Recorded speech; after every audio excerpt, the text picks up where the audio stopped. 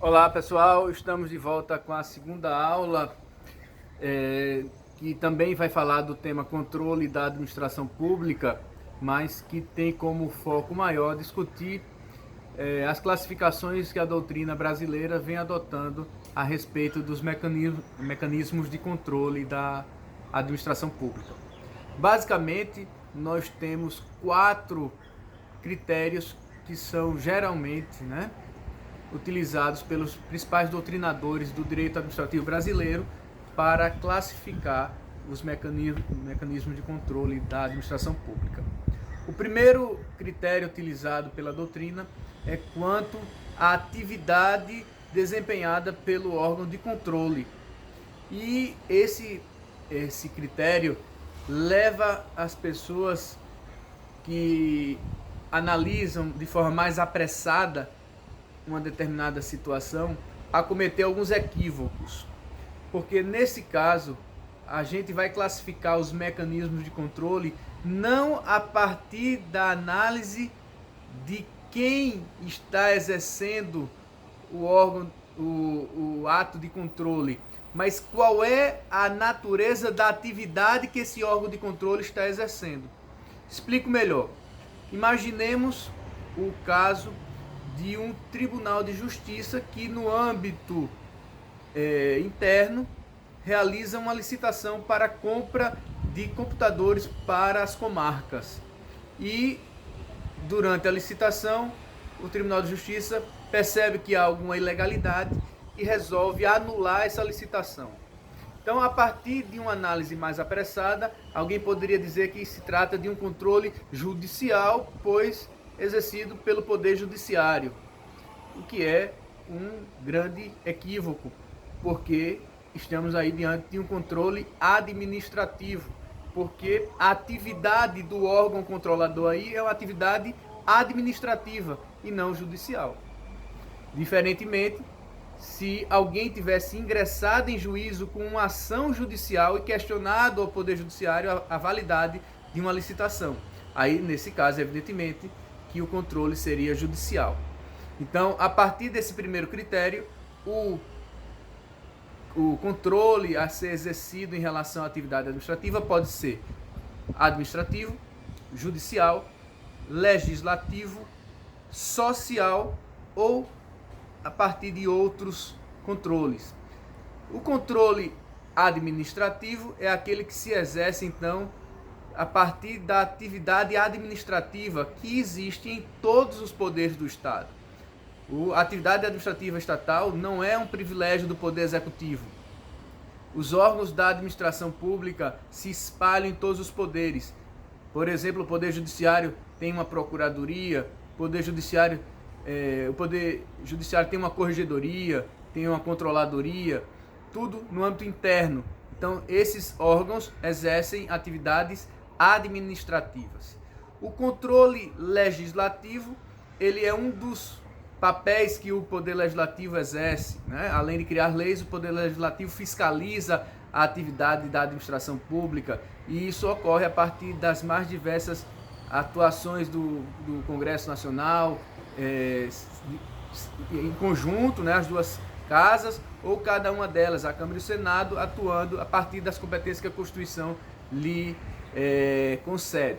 Lógico que esses órgãos legislativos têm uma competência que muitas vezes o cidadão sequer imagina, porque eles podem instituir comissões parlamentares de inquérito, podem abrir processos de impeachment do presidente da República, podem também determinar o comparecimento de ministros para prestar esclarecimentos, eles podem sustar atos normativos do Poder Executivo que exorbitem do poder regulamentar. Então, existem diversas possibilidades de controle legislativo. O controle judicial, como dissemos, é aquele que se exerce no âmbito da atividade jurisdicional do Estado, e não apenas pelo Poder Judiciário, mas tem que ter esse plus, que tem que ser o Judiciário no âmbito de sua atividade jurisdicional, ele julgando um litígio que lhe é encaminhado a partir do encaminhamento de uma ação, da propositura de uma ação.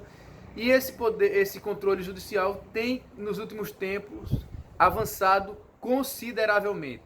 porque durante muito tempo não se admitia que houvesse por parte do judiciário controle sobre atos administrativos discricionários. A discricionariedade era quase que um manto que impedia qualquer espécie de controle judicial. Hoje em dia já se reconhece plenamente que o Poder Judiciário pode controlar atos discricionários, mas evidentemente só sobre os aspectos jurídicos do ato. Aquilo em que cabe à administração pública definir a partir de seu juízo de conveniência e oportunidade, evidentemente o que tradicionalmente a gente chamava isso de mérito do ato administrativo, isso não deve ser objeto de controle, mas tudo aquilo que é jurídico, e hoje em dia praticamente tudo é jurídico, porque a gente pode confrontar um ato administrativo, por exemplo, a partir da sua eficiência, da sua impessoalidade, moralidade, dentre outros fatores. Então, na prática, quase todos os atos administrativos estão sujeitos a controle, e é muito comum a judicialização. Isso tem um aspecto positivo, porque permite o acesso ao judiciário, que o judiciário muitas vezes vai controlar atos arbitrários da administração pública, mas por outro lado tem um aspecto negativo, que é exatamente o excesso de ações judiciais que geram uma certa morosidade do Poder Judiciário, mas também cria entraves à administração pública, que praticamente tem todos os seus atos questionados, e isso dificulta muitas vezes a sua atuação. É o caso, por exemplo, de licitações e concursos públicos, que normalmente os candidatos ou as empresas que não são vitoriosas acabam levando a questão para o Poder Judiciário apreciar.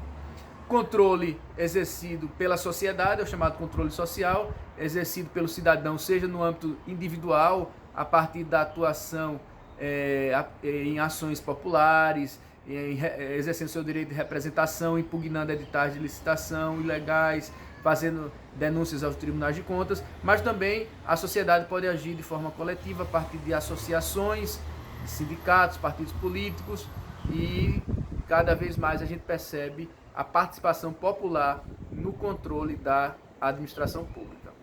O segundo critério que a gente pode levar em consideração para classificar os mecanismos de controle da administração pública é quanto ao momento em que o controle é exercido. E aí a gente pode destacar 3 classificações. O controle pode ser prévio, concomitante e posterior. Os nomes são autoindicativos. Controle prévio é aquele que vem antes do ato administrativo ser praticado. Controle concomitante, que é aquele que ocorre ao mesmo tempo em que o ato está sendo praticado. E o controle posterior é aquele que ocorre após o ato administrativo já ter sido expedido. Podemos dar exemplos. O controle prévio é aquele, por exemplo, que alguém, antes de sofrer uma ilegalidade, por exemplo, já entra com mandado de segurança preventivo. Ou então, quando alguém, um órgão público, encaminha uma consulta à AGU, por exemplo, ou à Procuradoria do Estado, acerca de uma questão que ainda vai ser realizada. Então, o órgão público quer ouvir o jurídico, e o jurídico, portanto, ao orientar aquele órgão público, a advocacia pública exerce um controle preventivo, prévio, né? E é prévio ao ato administrativo. O controle concomitante é aquele que é simultâneo, ao mesmo tempo em que a administração pública está agindo, ela está sendo controlada. É o caso, por exemplo, do controle que é exercido pelo Tribunal de Contas em relação às obras públicas. À medida em que as obras são realizadas, elas estão sendo vistoriadas, auditadas, né? Então, esse é o controle concomitante. E são vários os mecanismos de controle a posteriori, que ocorrem após o ato administrativo ser praticado. É o caso de um mandado de segurança, após uma ilegalidade ter sido realizada, né? Então, alguém que foi excluído de um concurso público e essa pessoa não consegue, portanto, continuar na disputa, e ela vai recorrer ao judiciário para permanecer na disputa. É o caso, por exemplo, de uma ação civil pública que o Ministério Público ajuiza diante de uma ilegalidade praticada pela administração pública. Então, a partir desse controle, desse critério, os controles da administração pública são prévios, concomitantes e posteriores. Temos vários mecanismos de controle que existem no ordenamento jurídico brasileiro. Um controle não desconsidera o outro. Na verdade, há um sistema de controle da atividade administrativa, um sistema que muitas vezes não é tão harmônico, porque às vezes um órgão público diz uma coisa, outro órgão diz outra, órgãos de controle no caso, e há portanto, uma dúvida para o gestor público se deve atender à orientação de um órgão ou de outro. É o caso, por exemplo, de conflitos muitas vezes que existem entre o Tribunal de Contas da União e a CGU, ou a própria AGU. Então isso acontece, mas eu sempre digo que é melhor ter muitos órgãos de controle do que não termos órgãos de controle. Então é melhor haver um certo excesso e a gente sair podando, né? Nesse sentido, houve uma tentativa em 2018 com a alteração da LINDB, da Lei de Introdução às Normas do Direito Brasileiro, a partir da previsão de novas regras para o controle dos atos administrativos, especialmente para que o órgão de controle leve em consideração o contexto em que o administrador público está inserido. Muitas vezes é um contexto extremamente negativo, de dificuldades, e também é importante que os órgãos de controle levem em consideração as consequências de suas decisões, porque muitas vezes a gente tenta, muitas vezes o órgão de controle está querendo resolver aquela questão, determina, por exemplo, a anulação de um ato administrativo, mas as consequências geradas por essa anulação são drásticas para a sociedade.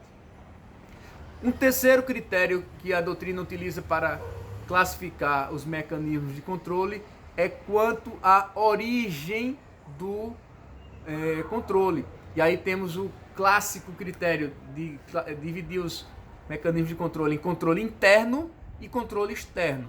O controle interno é aquele que existe no âmbito do próprio poder que está praticando o ato. A gente pode definir que, nesse caso, tanto o órgão controlado como o órgão controlador fazem parte da mesma estrutura de poder. É o caso, por exemplo, do controle interno exercido pela advocacia pública, pelas corregedorias, pelas controladorias, que são mecanismos de controle interno. Por sua vez, o controle externo vem de fora, né? O próprio nome já diz, vem de fora daquela estrutura de poder que está praticando o ato sujeito a controle. É o caso do controle exercido pelo Ministério Público sobre os atos do Poder Executivo, controle do Tribunal de Contas, do Poder Judiciário, dentre tantos outros. Bom, e o último critério para classificar os mecanismos de controle é quanto ao aspecto do ato administrativo que está sendo submetido a controle. Nesse caso, teremos duas possibilidades. Pode haver um controle de legalidade, quando haverá o confronto entre o ato administrativo que foi praticado e o que diz a lei. Então você vai aferir se aquele ato é ou não conforme a lei. É o caso do controle que a administração pública faz, o seu controle a partir da autotutela, e também o controle que o Poder Judiciário exerce sobre os atos da administração pública. Temos ainda o controle de mérito, que é o controle sobre aspectos de conveniência daquele ato. Se aquele ato deve ou não ser praticado, se ele atende ou não o interesse público, se atende o interesse público da melhor forma ou de outra. Esses aspectos, considerados mais políticos, devem ser deixados para que o gestor que foi eleito democraticamente possa defini-los. E, portanto, só quem pode exercer esses controles de mérito é a própria entidade administrativa que praticou o ato.